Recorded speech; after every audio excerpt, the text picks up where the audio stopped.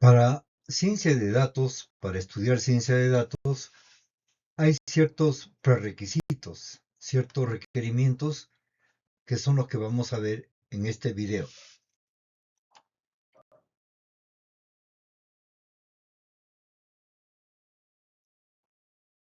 ¿Qué necesito saber para estudiar ciencia de datos? Solamente para entrar al tema de ciencia de datos. Vamos a ver. Primero, ya he creado videos, ¿no?, de Python, de fundamentos de Python, de GitHub Copilot para control de versiones de programas. Ya hemos visto Visual Studio Code y ahora vamos a ver qué otros prerequisitos hay además de estos que acabo de mencionar. Python, Visual Studio Code, GitHub. Además de ellos, ¿no?, necesitamos saber exactamente cómo trabaja Python y VS Code, ¿no? Entonces, eso es muy importante. Por ejemplo, necesitamos saber cómo trabajar con librerías de Python y también qué extensiones debemos añadir a VS Code para trabajar tanto con Python como también trabajar con ciencia de datos. Aquí está la lista que se considera esencial para programar ciencia de datos en Python con VS Code. Debes tener, en primer lugar, un Python bien instalado y configurado. Luego de haber instalado Python, debes instalar también las librerías fundamentales para ciencia de datos y para cualquier proyecto Python. Vamos a ver para ello cuál es la estructura típica de un proyecto en Visual Studio Code. Y ya comenzamos a entrar con otros conocimientos fuera del área propia de tecnología de información, que es estadística básica. Veremos, entre todos los conceptos que tiene la disciplina de estadística básica, cuáles son los más importantes de aprender para ciencia de datos. Después también son importantes matemáticas, pero no es necesario todas las matemáticas. Ya vamos a ver qué aspectos de las matemáticas son importantes saber. Y luego, hablando ya de Visual Studio Code, saber cuál es el flujo típico de trabajo en VS Code, o sea, cómo debemos proceder desde un principio. Y por último, qué habilidades adicionales importan en este caso, ¿no? ¿Qué habilidades adicionales?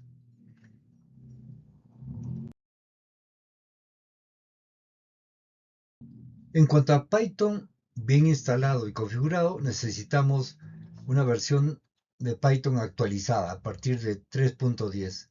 pip, o sea, pip, ¿qué cosa es? Pip es un programa que es un configurador o instalador de paquetes.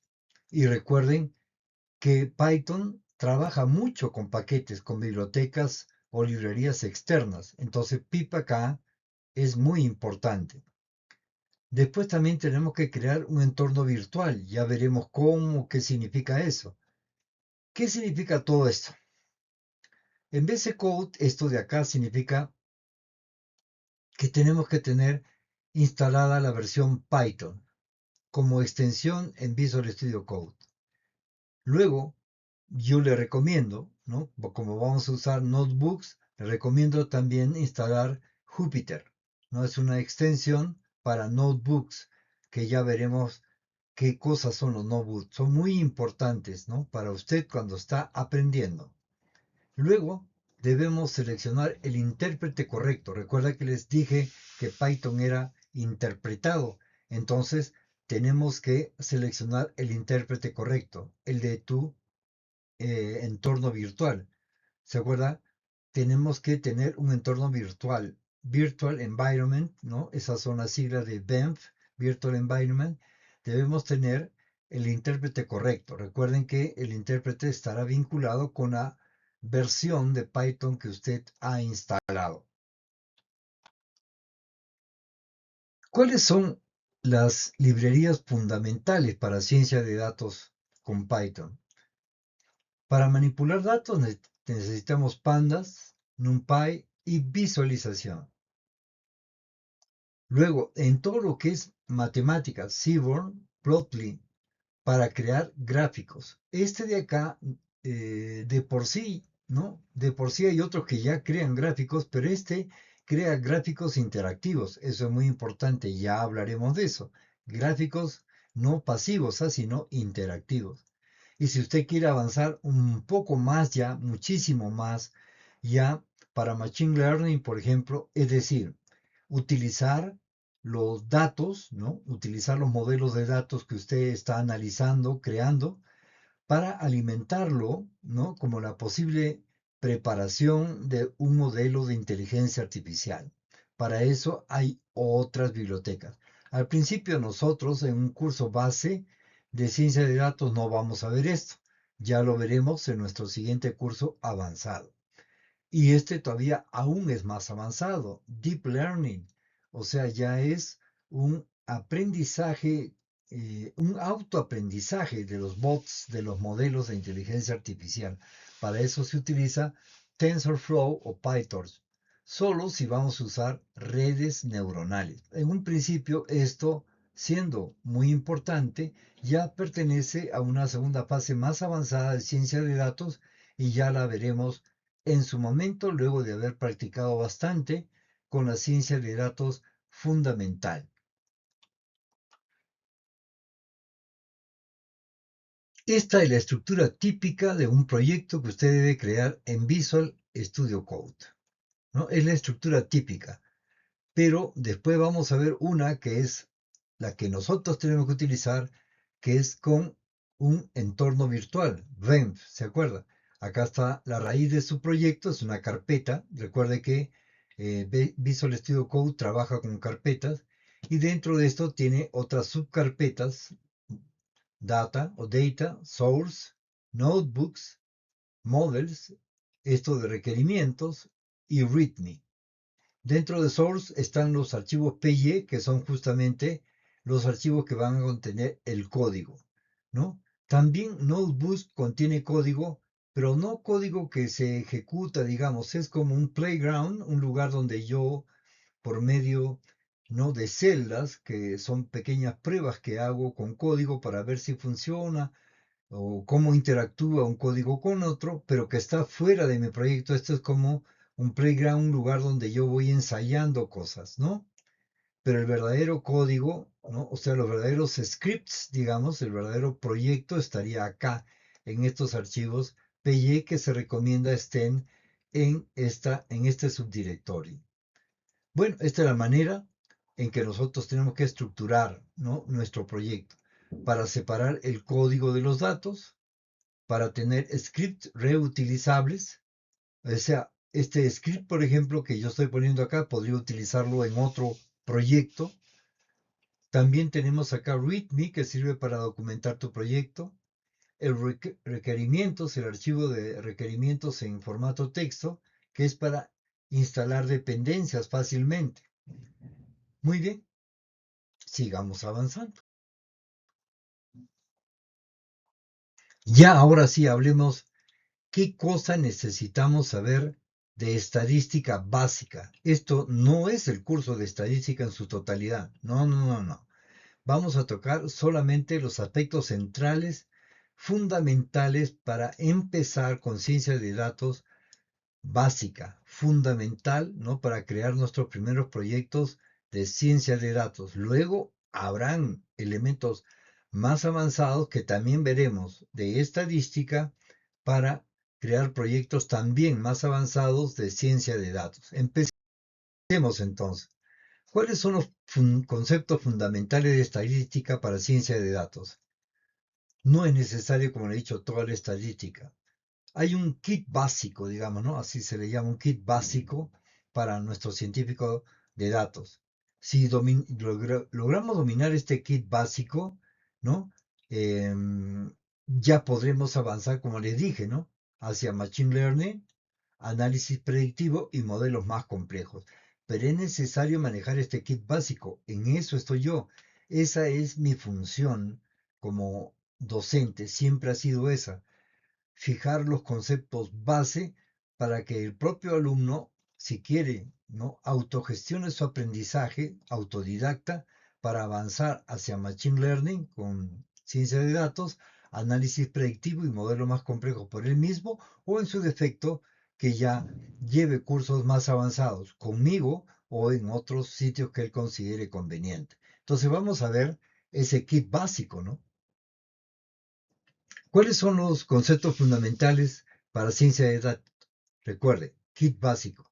Tenemos que estudiar tipos de variables, medidas descriptivas, distribuciones, probabilidad, muestreo, inferencia estadística, correlación y regresión y conceptos esenciales para Machine Learning. Ojo, esenciales nada más, no avanzados todavía. Esto es como poner un pie, ¿no? La punta del pie, ¿no? En el siguiente paso. Dar el siguiente paso, pero todavía no arriesgarse a avanzar más. Esto para que sepan qué sería necesario aprender para entrar a Machine Learning, con ciencia de datos.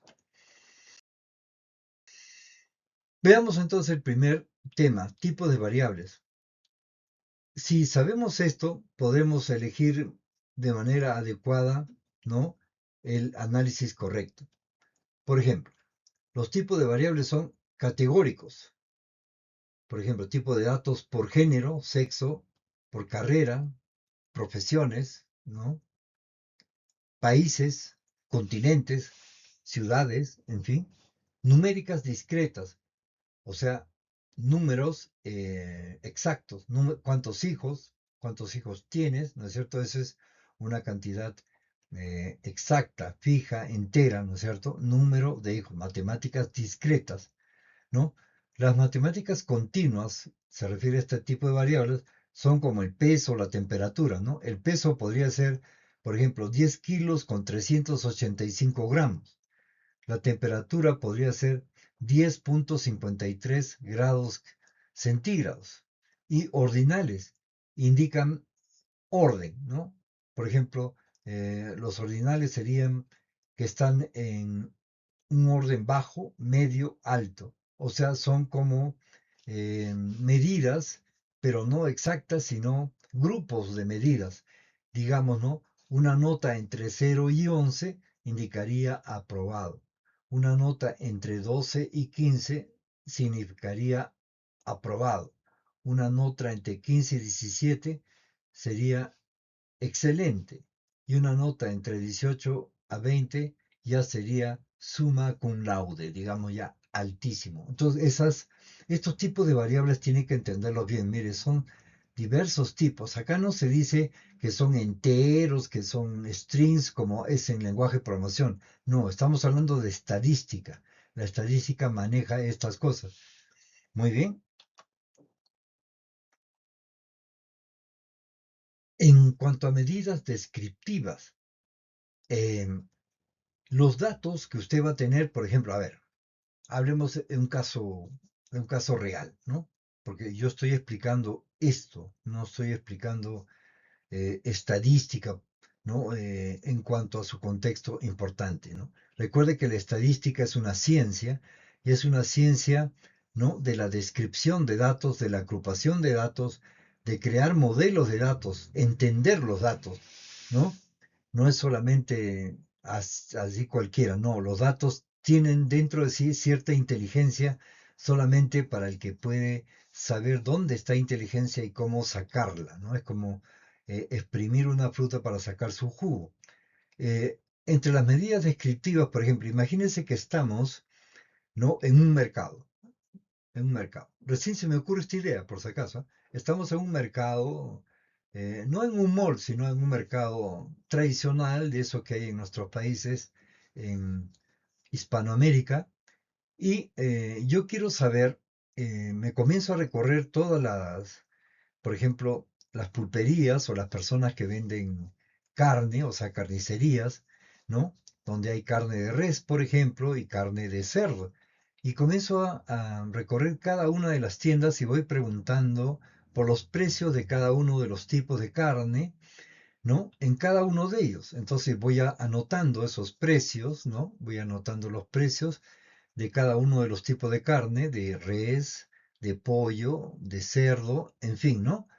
En mi país se trabaja mucho con el cuy también, ¿no? Que es muy delicioso, aunque en otros países no les gusta, pero hay muchos tipos de carne, ¿no? Carne, por ejemplo, también de chivo, como decimos acá, ¿no? Carnero, eh, y comenzamos a sacar de cada una de estas categorías, comenzamos a sacar datos como los precios, por ejemplo. Pero podrían haber otros datos también, ¿no? En cuánto tiempo me pueden despachar, ¿no es cierto?, esa cantidad de carne que yo puedo hacer mi pedido. Con todos estos datos que son números, ¿no es cierto?, yo podría sacar un promedio, ¿no? Que es lo que ahora se habla, la media, ¿no? El promedio de todos esos datos. Entre todos los precios, por ejemplo, de carne de res, yo puedo sacar que el precio por kilo son 32 soles con 15 centavos por kilo de carne de res. Eso significa no que ese es el precio, sino que es el promedio. Pero mediana significaría cuál es el precio, ¿no? Que se ubica justo en el centro, ¿no? Justo en el centro mismo de los precios, ¿no? Y la moda, cuál es el precio que más tienen los vendedores de carne. Por ejemplo, de 10 que he visitado, 7 me dicen que su precio es de 32 soles. Entonces, esa es la moda, ¿no? Esa es la moda. ¿Cuál es el precio que más veces aparece, ¿no?, en el universo de datos? Varianza y desviación estándar. Como su nombre los parece indicar, nos señala un precio, ¿no? Está, su varianza vendría a ser cero, digamos, cuando está justo en el promedio, ¿no? En el promedio de datos. Su distancia con el promedio, justo por ejemplo, el promedio es 32,15 y justo tengo un dato de precios de una señora del mercado que es 32,15. Entonces su desviación de la media es cero. Esa vendría a ser la desviación estándar y la varianza. Son parecidos, ¿no? Son parecidos los dos, ya los veremos, pero indica la desviación que tiene un dato específico del promedio. Percentiles, cuartiles. El nombre percentil habla de porcentajes, cuartiles de cuartas partes. Por ejemplo, antes hablábamos de trimestres. Eso es un caso clásico de cuartil, porque un año se divide en 4 partes formadas por 3 meses, trimestres, y en cada uno de esos trimestres o cuartiles, primer cuartil, segundo cuartil, tercer cuartil, último cuartil, cuarto cuartil, en cada uno de ellos suceden ciertas cosas extrañas con las ventas, los precios, no sé, ¿no? Entonces, por eso es que se divide en cuartas partes y otros en porcentajes. Hay porcentajes de 25, 50, 75%, por ejemplo. O podrían haber otros percentiles. Yo también puedo, estos son los que acabo de mencionar, 25, 50, 75 son los comunes. Pero usted podría establecer sus propios percentiles para su tipo específico de dato que tiene en ese momento. Podría ser 10, 15, 20, 25, así de 5 en 5. Luego tenemos el rango de intercuartiles, o sea, IQR, rango. El rango intercuartílico. Este rango intercuartílico es lo que yo, por ejemplo, tengo un dato, 80,15. ¿En cuál rango intercuartílico se encuentra esto? Entonces me dicen, ese está en el tercer rango intercuartílico, ese dato. ¿Por qué? Porque cada rango intercuartílico, digamos que parte en cero y llega, por decir, ¿no?, a 100, un precio máximo de 100, entre 1 y 100. ¿No? Entonces, dentro de eso, ¿dónde está el precio de 80 soles con 15 centavos? En el último cuartil, ¿no? En el último cuartil, en el cuarto, digamos.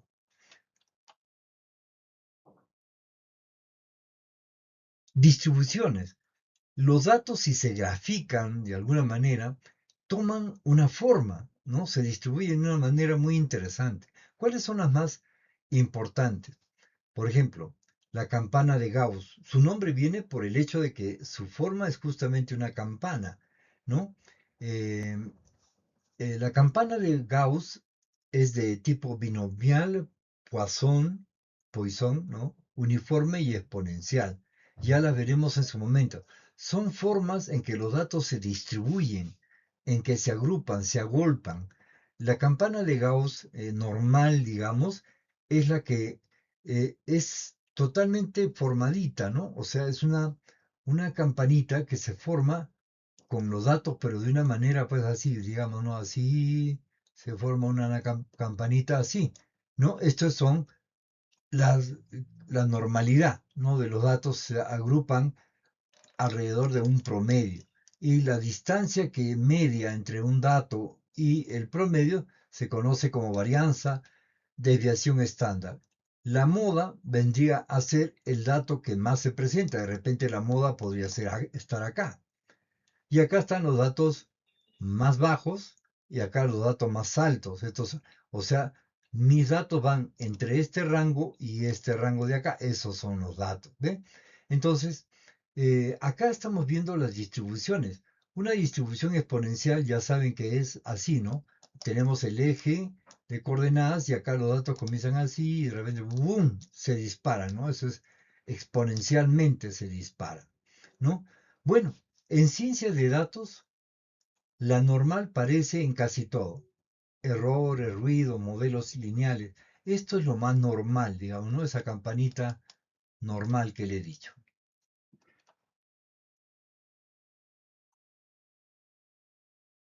La probabilidad.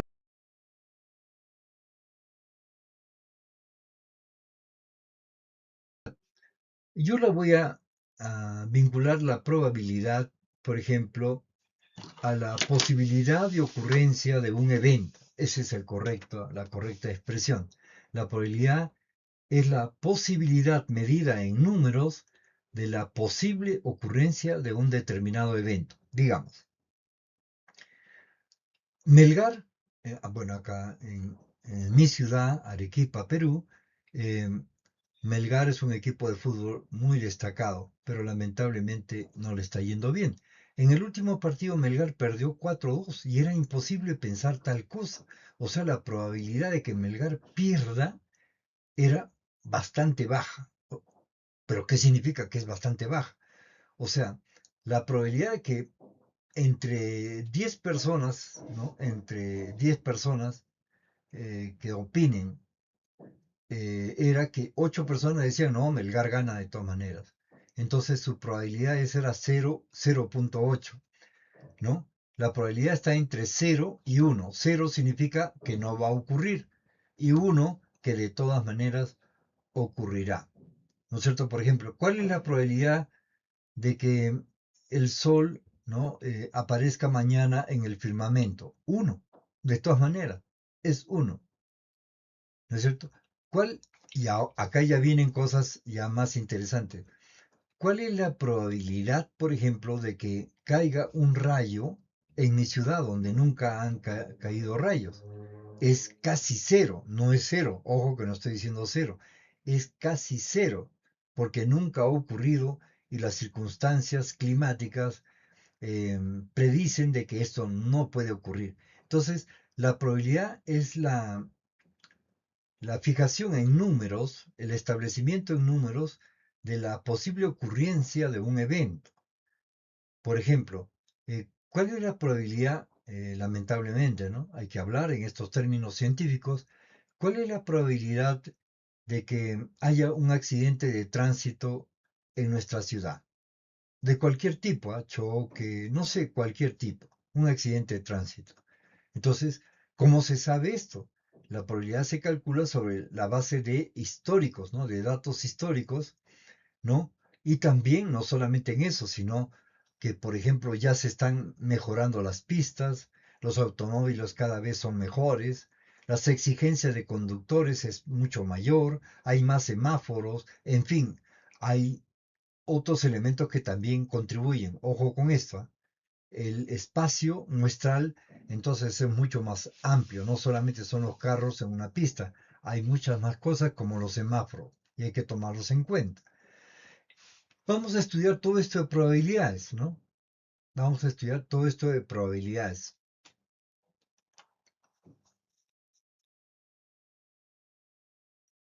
Muestreo. En nuestros países en Latinoamérica hace poco han ocurrido elecciones en diversos países. En el nuestro hace poco acaba de ocurrir una última elección. En Colombia, en Ecuador, en Bolivia, Brasil han ocurrido elecciones. También en nuestro vecino Chile también ha habido últimamente elecciones. Y hay unas empresas que hacen pronósticos, ¿no es cierto? Encuestas se llama, pronósticos, y adivinan, predicen, pero no son adivinos pues magos, ¿no? Son adivinos científicos. Predicen cuál es la probabilidad, ¿no? De que un determinado candidato obtenga determinada votación en porcentaje. ¿Y cómo hacen esto? Por ejemplo, supóngase que el universo de votantes en cuanto a cantidad se refiere es, por ejemplo, yo creo que en mi país es algo así como cerca de los 18 millones de votantes, ¿no? Entonces, yo no voy a ir a preguntarle a cada uno de los 18 millones porque eso me costaría un montón de plata y tiempo.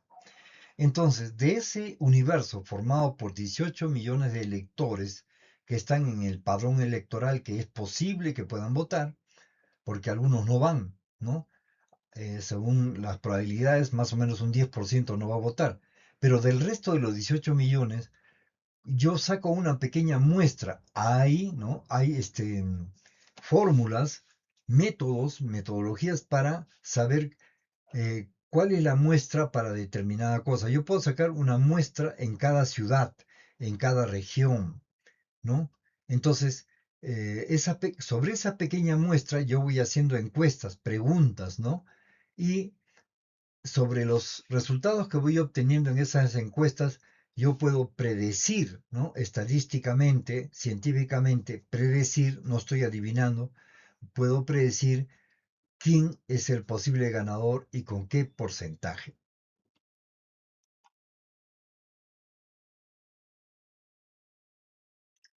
Inferencia estadística. Inferir en nuestro lenguaje en español es sacar conclusiones, ¿no? Aquí ya es donde empieza la parte científica, ¿no? Porque la ciencia de datos no es solamente para sacar media, hacer grafiquitos y todo eso, que es importante, ¿ah? No digo que no sea importante, es importante. Pero lo importante de la ciencia de datos es que las empresas, las personas, ¿no? Pueden obtener, los gobiernos, pueden obtener datos, ¿no? Más datos sobre los datos. Entonces, ellos ya pueden estimar, ¿no? Pueden estimar cosas como, por ejemplo, ¿qué, qué cantidad de personas tiene que haber en una muestra para yo saber si se han vacunado o no? O sea, por ejemplo, en el área de salud. También quisiera yo saber, ¿no? Inferir estadísticamente, o sea, deducir, llegar a conclusiones sobre, por ejemplo, cuál es la gaseosa que más toman las personas. Así, definitivamente, sin establecer ninguna pregunta más. Entonces, yo puedo inferir, ¿no? De los datos, puedo inferir, deducir, llegar a conclusiones de cuáles podrían ser las posibles respuestas. Correlación y regresión. Eh, los datos, aunque a veces parece que están funcionando aparte, pero tienen una relación. Por ejemplo, el poner más semáforos en una ciudad disminuirá o no disminuirá en la cantidad de accidentes que se pueden producir. ¿Va a influir? ¿Hay alguna correlación entre estas cosas? Si yo voy poniendo más policías en las calles que cuiden el tránsito, ¿influirá en la cantidad de accidente que se produce, accidente de tránsito que se produce? ¿Ven? Si yo pongo cámaras que filman, ¿no? Que están filmando en las calles para ver si alguien supera la velocidad permitida, ¿influirá en los accidentes? Todas esas cosas son importantes saberlas. Si pongo más letreros, más avisos de tránsito, si pongo más alfombras peatonales, ¿influyen o no influyen? Eso se llama correlación.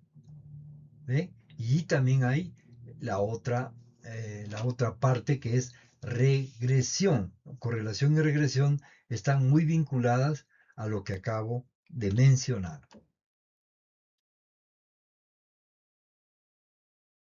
Bueno, y este último punto lo menciono si usted quiere avanzar un poco más, que son conceptos esenciales para Machine Learning. Machine Learning, recuerde que es crear un modelo de datos, analizarlo, estudiarlo, para ver si este modelo de datos puede servir para alimentar un modelo de inteligencia artificial, ¿no? Puede servirle para que aprenda este modelo de datos. Eso se llama Machine Learning dentro de la ciencia de datos. ¿Eh? La ciencia de datos puede aportar o no conocimientos para formar a un modelo de datos, ¿no? Esto es importante también. ¿Cuáles son los más críticos para poder empezar? Estamos hablando de estadística. Entre los top 5 podría yo mencionar, tiene que saber usted exactamente lo que es media, mediana, desviación estándar, varianza, covarianza, todas estas cosas, percentiles, en fin, ¿no? Todas estas cosas. Distribución normal, ¿se acuerda la campanita que hablamos? Probabilidad condicional y el teorema de Bayes, ya hablaremos. Correlación y regresión lineal y pruebas de hipótesis. Por ejemplo, la más famosa chi cuadrado, t-student, que es la que estamos viendo ahí, t-test. Con estos 5 elementos ya puedes tú analizar datasets reales y entender modelos básicos. ¿Qué es un dataset? Es el conjunto de datos que está bajo investigación y análisis dentro de tu proyecto de ciencia de datos. Eso es un dataset. Y de matemáticas. ¿Qué es lo que necesitamos saber de matemáticas? Uy, el campo de matemáticas es sumamente amplio, pero no se preocupe, no tenemos que preocuparnos. Hay una buena noticia. Solamente necesitamos matemáticas básicas, no las avanzadas. Necesitamos álgebra lineal básica, lo que son matrices y vectores, derivadas, pero pues las derivadas son cálculo infinitesimal y no vamos a necesitar pues cálculo de ese tipo, sino solamente las derivadas desde el punto de vista de entender lo que es una gradiente descendente, que ya veremos qué cosa es en estadística.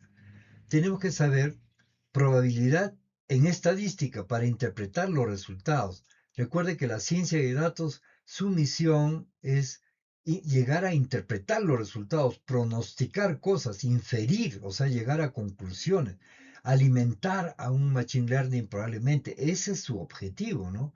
No es solamente sacar grafiquitos, como le dije, ¿no? No necesitamos pues cálculos complejos ni demostraciones matemáticas avanzadas en una pizarra llena de símbolos que nadie conoce, no. Acá es más práctico el asunto.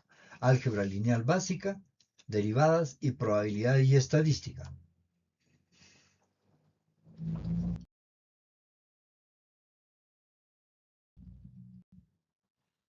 Y de álgebra lineal, ¿qué necesitamos saber de álgebra lineal? Esto también es muy amplio. Es mucho más pequeño de lo que parece, ¿no? Eh, lo que nosotros necesitamos es lo siguiente, ¿no? De, de álgebra lineal. El núcleo esencial para ciencia de datos, vectores, matrices, sistema de ecuaciones lineales, determinante y rango, espacios vectoriales, autovalores y autovectores, descomposiciones importantes, normas y métricas. Esto es importante en álgebra lineal. En, cuando ya estemos en el curso de ciencia de datos, fundamentos de ciencia de datos, con Visual Studio Code y Python, ahí ya veremos cada uno de estos elementos que le estoy mencionando, vectores, matrices, ecuaciones, todo esto lo vamos a ver. ¿Eh?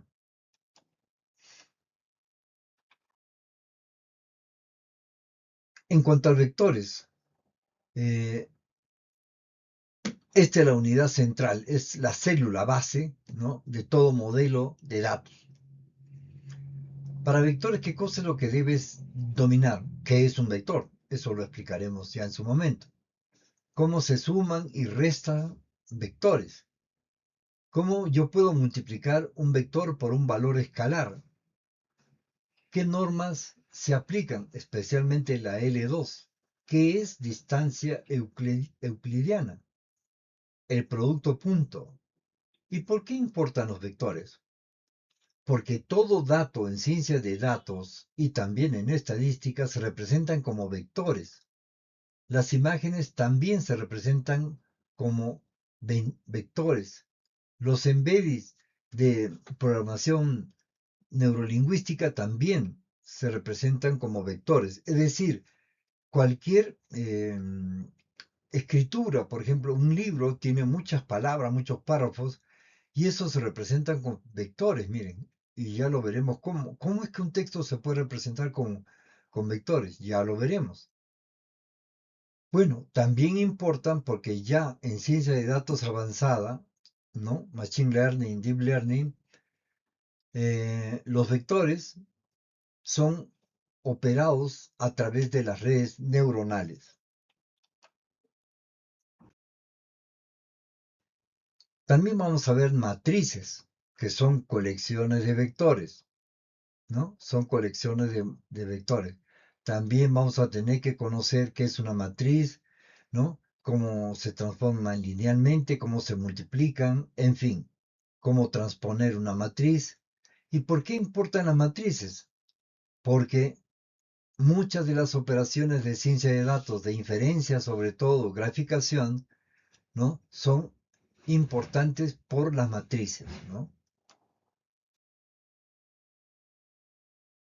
Hablamos también, ¿se acuerdan? En matemáticas de sistemas de ecuaciones lineales. Eh, Recuerden que los sistemas de ecuaciones lineales son muy simples, ¿no? Ahí lo estamos mostrando. AX igual B, por ejemplo, ¿no? No es nada complejo, pero tenemos que estudiarlo de todas maneras, ¿no? La regresión lineal, por ejemplo, ¿no? Cuando tenemos que calcular regresión lineal, es exactamente resolver un problema de ecuaciones, ¿no? ¿Se acuerda usted en el colegio cuando decía ecuaciones con dos variables, X y Y? Tengo que tener dos ecuaciones, ¿no? O inecuaciones para llegar a un resultado. Si hay dos variables, dos ecuaciones, ¿no?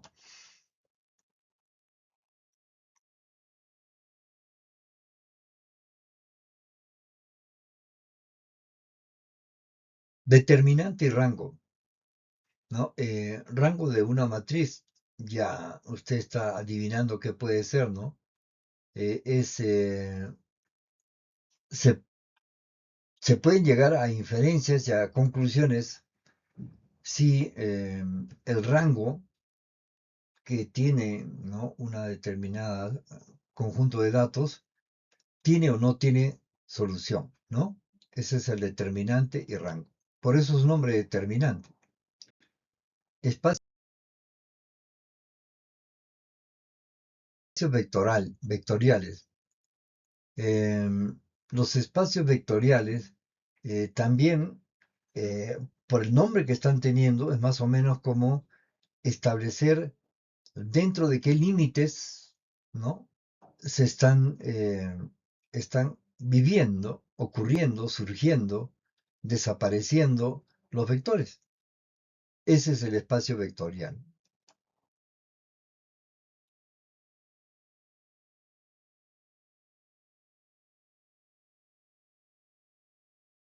Autovalores y autovectores.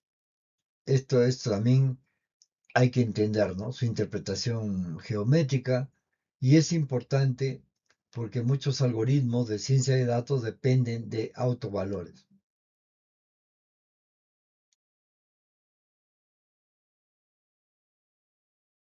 En el punto número 7 tenemos descomposiciones importantes.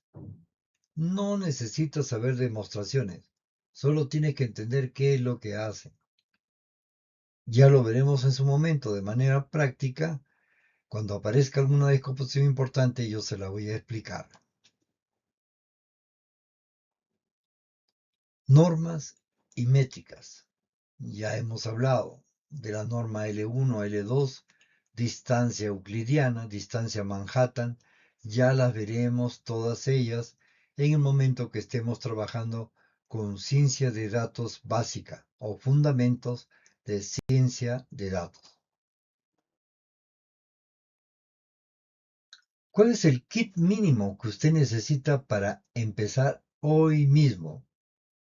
El kit mínimo de matemáticas es vectores y producto punto, matrices y multiplicación matriz vector, las normas L1, L2 y distancias, sistemas lineales, autovalores y autovectores, y PCA y SVD, y ya lo veremos a nivel conceptual.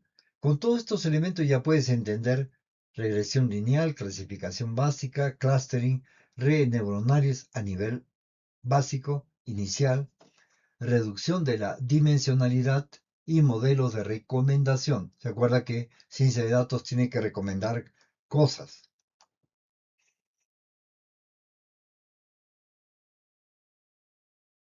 Hablamos de derivadas. Esto ya pertenece a, ¿no? Cálculo diferencial. No es necesario, ¿no?, entender todas las derivadas, porque de todo lo que son derivadas no vamos a ver integrales, ni mucho menos complicadas, ¿no? Sino cómo cambia una función y cómo usamos esa información que ha cambiado la función para minimizar un error, por ejemplo. Eso es lo único que tenemos que saber de las derivadas. Lo indispensable para conocer lo que es una gradiente descendente. Nada más. Eso es lo único que necesitamos saber. La derivada te dice cómo cambia una función cuando cambia su entrada. Si la derivada es positiva, la función está subiendo. Si es negativa, la función está bajando. Si está cerca de cero, está cerca de un mínimo y máximo.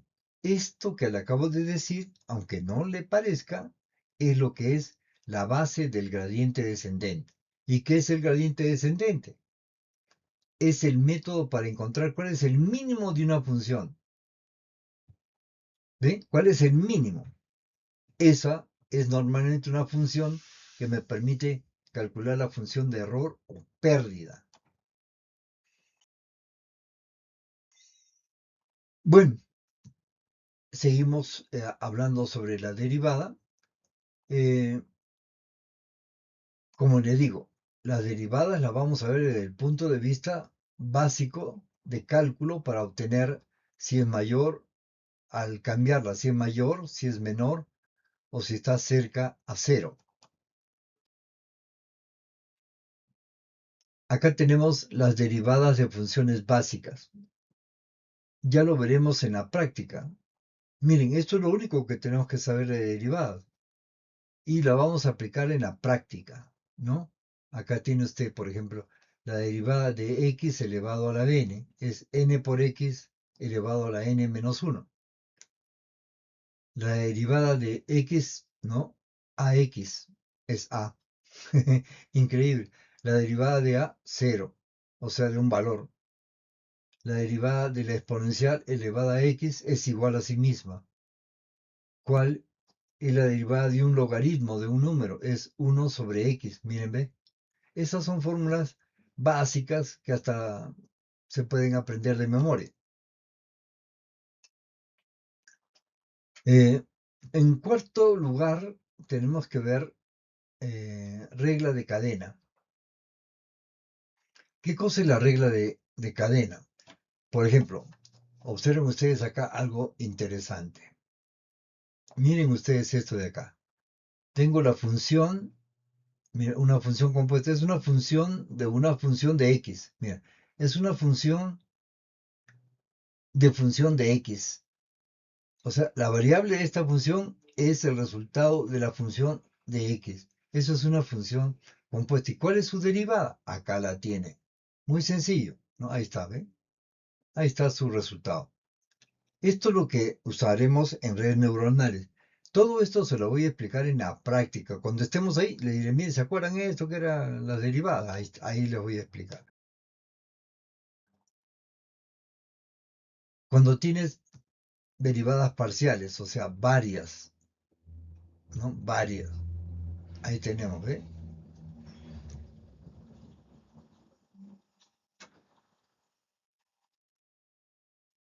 ¿Ve? Estas son las famosas derivadas parciales. La interpretación geométrica del gradiente. El gradiente que estábamos hablando, ¿se acuerda? Es un vector. El vector tiene un sentido, una dirección. Una dirección, por ejemplo, es norte-sur. Sentido es norte, de sur a norte. Ese es sentido. Dirección es norte-sur. O sea que pueden ir carros al norte y pueden bajar del norte hacia el sur. Eso es dirección. Sentido es los carros que van al norte o sentido sur, los carros que bajan hacia el sur, ¿no? El gradiente es un vector que apunta hacia donde la función crece más rápido, ¿no? Eso es lo que también vamos a ver en su momento, la interpretación geométrica. Con esto ya tienes todo lo normal para que puedas aprender lo que es gradiente descendente, o sea, la aplicación de derivadas en ciencia de datos. Acá, por ejemplo, ya tienes un caso, ¿no? Porque esto es probablemente entre todo lo más extraño para los que no han estudiado matemáticas, ¿no? La función de x, por ejemplo, es igual a x menos 3 al cuadrado. Su derivada es, miren, dada una función de x, y la función de x es x menos 3 al cuadrado. ¿Cuál es su derivada? 2 veces x menos 3. Mire, si estás en x igual 10, entonces, ¿cuál es el valor que obtienes al calcular esta función, esta derivada? El valor ahora es 10. Si usted pone 2 por 10 menos 7, 10 menos 3 es 7. 2 por 7, 14. Como la pendiente es positiva, la función está subiendo. Debes moverte hacia la izquierda para que se vaya corrigiendo. Si estás en x igual 0, la función es 6, menos 6, perdón. ¿Por qué? Si x es 0, es 2 por menos 0 menos 3, menos 3. 2 por menos 3, menos 6. Ahí está. La función es negativa. La función baja. Debes moverte ahora hacia la derecha para ir equilibrando, ¿no? Para ir hacia la derecha es mayores valores, para la izquierda menores valores.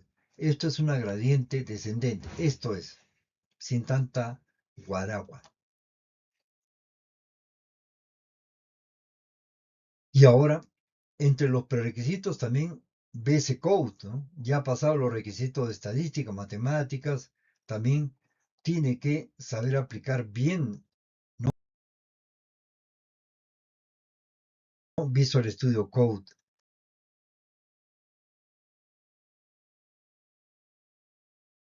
Y acá en Visual Studio Code lo primero que tenemos que saber hacer es, lo vamos a hacer a cada rato, ¿no?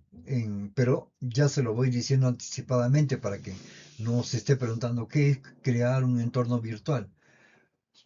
Ahorita vamos a explicar qué es un entorno virtual, pero acá están las fórmulas para crearlo. Usted estaba en Visual Studio Code y para crearlo simplemente se va a la terminal y escribe, ¿no? Este comando, python-m bemp, ¿no? Y ya crea su entorno virtual. Para activar el entorno virtual en Windows, simple y llanamente tiene que escribir ese comando que está abajo, bemp script activate. Pero ¿qué es un entorno virtual?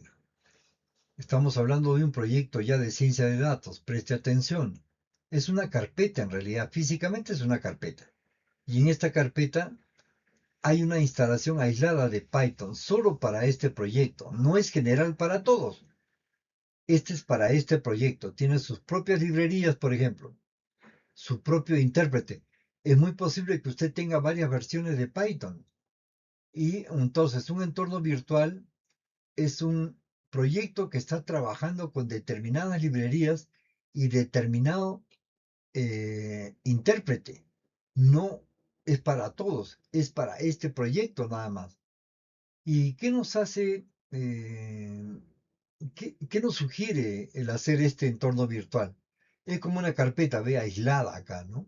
Eso lo hacemos para que yo sepa exactamente que este proyecto está como encapsulado, oculto, protegido y trabaja con determinadas herramientas. Este proyecto. Pero si yo me voy a otro proyecto, ¿no? En ese otro proyecto habrán otras bibliotecas, habrán otras cosas totalmente distintas, ¿no? Que yo no he implementado en el proyecto que yo quiero cerrar, que es un entorno virtual. ¿No? Por ejemplo, usted en su entorno virtual quiere trabajar con NumPy, en otro no. Entonces, el problema estaría que si usted no crea un entorno virtual, estaría trabajando con el entorno general de todos. Si crea un entorno virtual, está creando su cápsula propia donde va a trabajar su proyecto.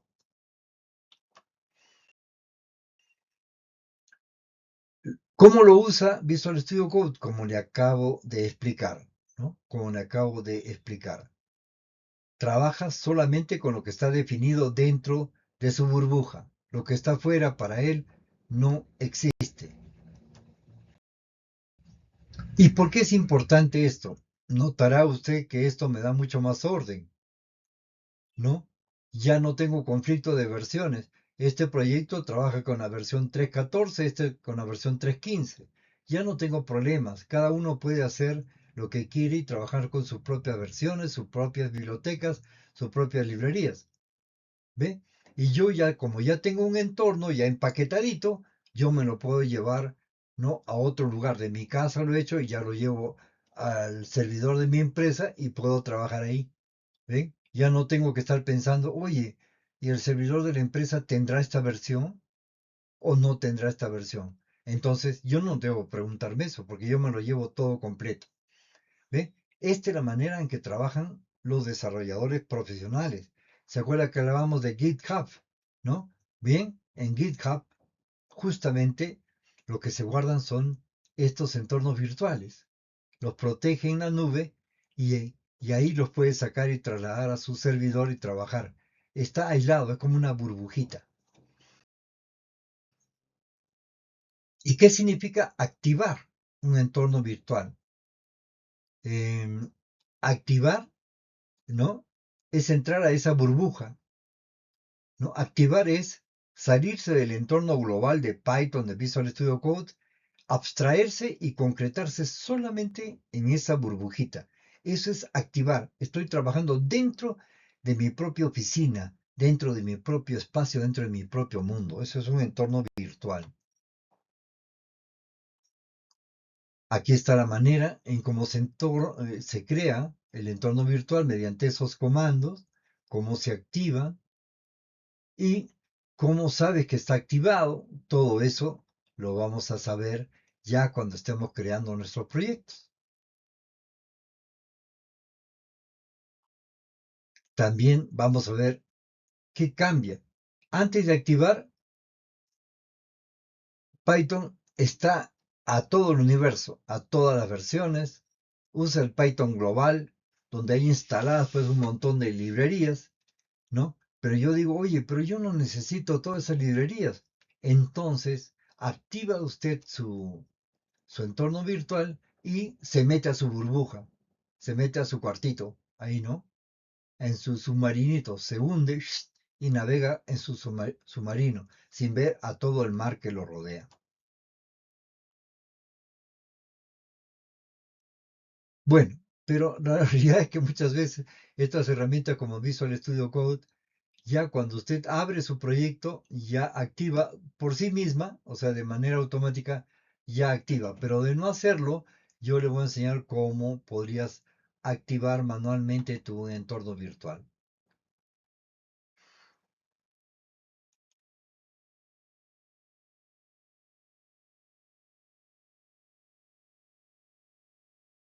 Recuerde que al trabajar en una burbuja usted está protegido. Es como una cápsula en la cual regresan los astronautas del espacio. Está usted totalmente protegido de lo que lo rodea, ¿no? Por eso es importante trabajar con entornos virtuales.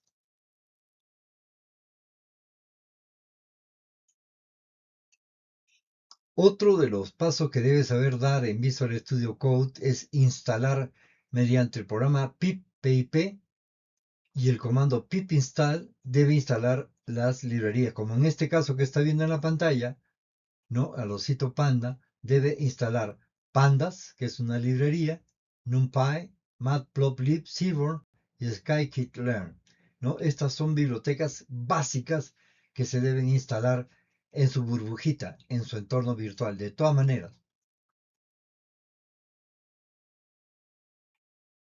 otro paso es crear un script. Acá está viendo usted, y usted ya conoce un poco ya de Python por el curso que dicté anteriormente.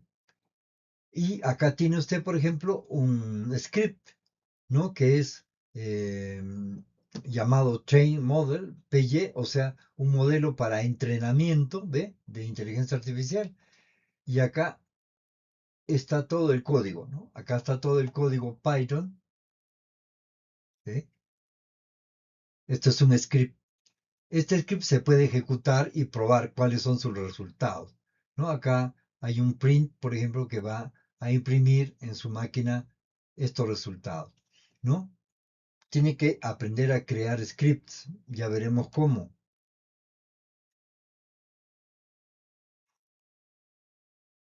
Cómo trabajar con la terminal. En la terminal se escriben comandos.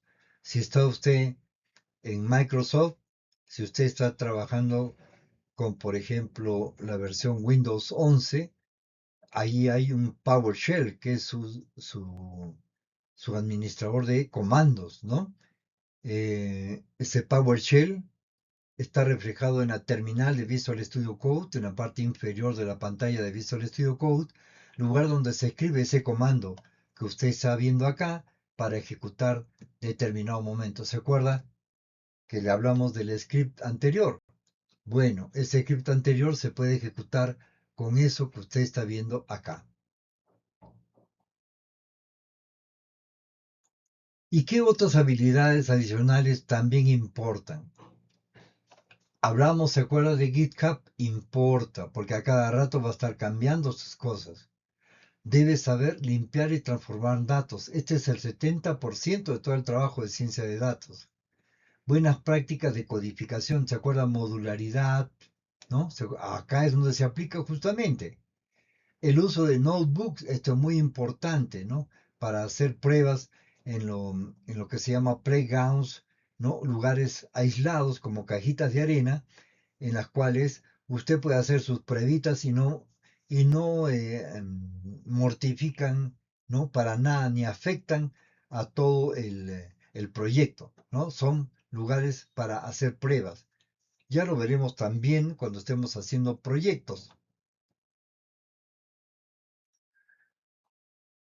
¿Qué es un notebook, no? Porque acabamos de hablar de notebook. Es ese playground, ¿eh? Donde usted pone código Python, pone explicación. Por ejemplo, los profesores, los que queremos enseñar algo con Python, trabajamos mucho con los notebooks, porque ahí podemos explicar ese código, poner gráficos, tablas, imágenes, fórmulas matemáticas, ¿no?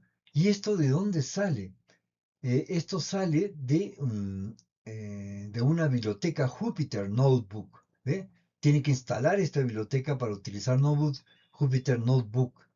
¿Se acuerda? Una extensión de Visual Studio Code para trabajar con Notebook. ¿Qué es esto? Y la extensión del archivo es IPYNB, ¿no? De Notebooks. PY de Python, NB de Notebook. Acá se ha creado, por ejemplo, ahorita lo va a ver, un notebook. Este notebook me va a permitir enseñar, ¿no? Cómo cargar datos, calcular la media, mediana, probar un escenario cambiando una variable, ver un resumen final. Esto es un notebook. Acá ya está viendo un proyecto de ciencia de datos con Visual Studio Code y Python, donde usted está viendo ya esto que se llama celda. Esto es una celda que se puede ejecutar aisladamente. Esto no es un script, no es un programa, es simple y llanamente un lugar de juegos, un patio de juegos. Usted está probando y esto lo puedo usar. A ver, ¿qué cosa produce esto? Cambiaré acá, escribo allá. O sea, ya usted está haciendo sus primeros ensayos. Esta es una de las celdas de un notebook, pero un notebook tiene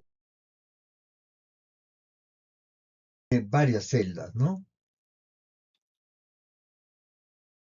Se usa justamente porque en ciencia de datos tenemos que hacer muchos ensayos, muchos análisis y esto llevan a resultados como cargar nuevos datos, limpiarlos, visualizarlos, probar modelos e ir documentando todo lo que vas haciendo.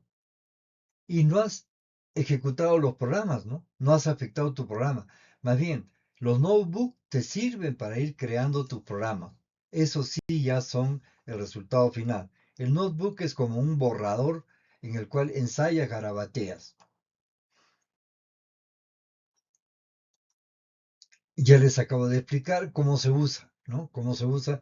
Y aquí está, eh, por ejemplo, en la instalación que yo uso de Visual Studio Code, acá está todas las instaladas. Y entre las instaladas está justamente Jupyter, ¿no? Jupyter Notebook, ahí está.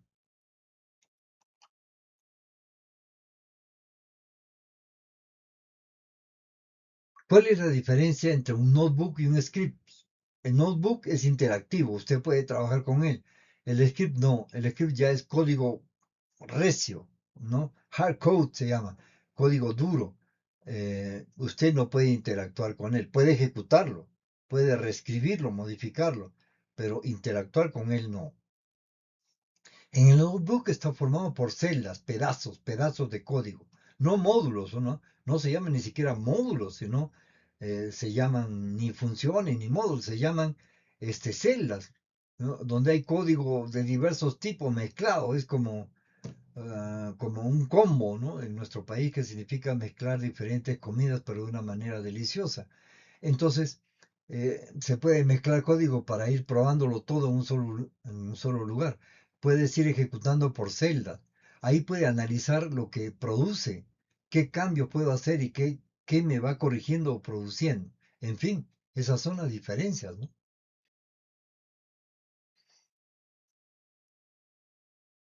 ¿Ve? Es un cuaderno de notas donde usted va interactivamente programando y documentando, ¿no? Como hacemos muchos cambios, como le digo, en los proyectos de ciencia de datos, tiene que ir haciéndolos en otro lugar, en un borrador. Por eso se le llama notebook, ¿no? Como un cuaderno de anotaciones, ¿no? Por eso el nombre en inglés. ¿Y cuál es el kit básico indispensable para ciencia de datos que nosotros vamos a usar? Acá está. ¿Cuáles son las bibliotecas? Pandas, NumPy, Matplotlib, Seaborn, todas estas vamos a usar. Y con esto ya podemos hacer todo esto que está acá, que es lo primero que vamos a hacer, hasta conectarnos a base de datos si queremos.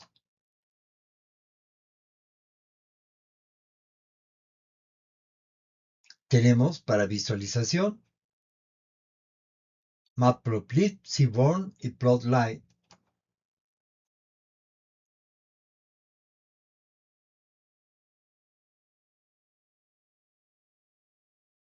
Para estadística y análisis numérico, StatsModel y ANOVA. Para Machine Learning básico, ya tenemos Scikit-learn.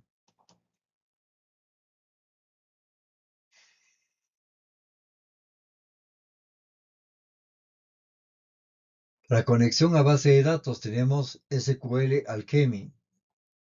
Para conectarnos con PostgreSQL, MySQL o MariaDB, sí, pueden ser bases de datos SQL o no SQL. Podemos conectarnos también a SQL Server, SQLite y también tenemos otras librerías como PG2, que es conexión directa a PostgreSQL. Esta es solamente para PostgreSQL. Y PyODBC para SQL Server de Microsoft. PyMongo, el mismo nombre lo dice, para base de datos no SQL, como por ejemplo MongoDB.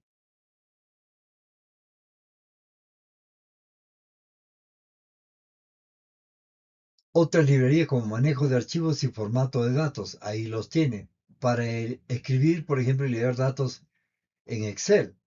OpenPyXL, ¿no? XL. PyArrow, para trabajar con formatos modernos, muy usados en Big Data. Para formatos JSON, para datos semiestructurados, por ejemplo, para una base de datos Mongo, no SQL. Para la documentación, el ensayo, el aprendizaje, la enseñanza, tenemos a Jupyter para trabajar con notebooks. Y también tenemos Python, que va relacionado con Jupyter, que es el motor que ejecuta el código que está en las celdas de un notebook. Y por último, las librerías que tienen que ver con la limpieza y la transformación avanzada. ¿Se acuerda que dijimos que era muy importante la limpieza de datos? Ahí tienen regex, ¿no? Que son expresiones regulares para limpiar el texto, para que se acomoden a determinados patrones. Datetime, para fechas y tiempos. Y Beautiful Soup y Request, para extraer datos desde páginas web, lo que se conoce como web scraping. Bien, mis queridos arriba. Arriba, siempre arriba hasta las estrellas. Nos vemos en el siguiente video y espero que este les haya agradado. Hasta pronto, mis queridos amigos.